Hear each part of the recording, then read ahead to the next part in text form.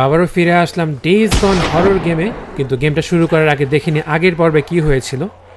আমাদের hero Deacon Saint জন, তার বন্ধু বুজার এবং সারা পালাচ্ছিল জম্বিদের থেকে, কিন্তু সারা একটা ছুরির আঘাতে আহত হয়ে যায়।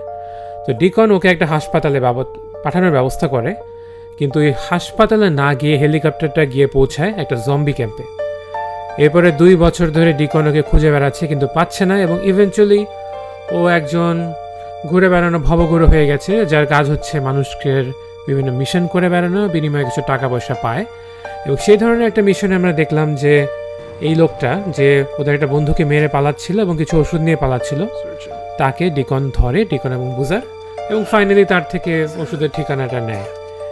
কিন্তু এটা করতে গিয়ে দেখা যায় যে ডিকনের যে বাইকটা, যেটা দিয়ে এখানে সব জায়গায় নড়াচড়া করা লাগে, সেটাতে একটা গুলি লেগেছে এবং ডিকনের এখন 12টা বেজেছে। তাই ডিকন চায় যে আচ্ছা বাইকটা ঠিক করার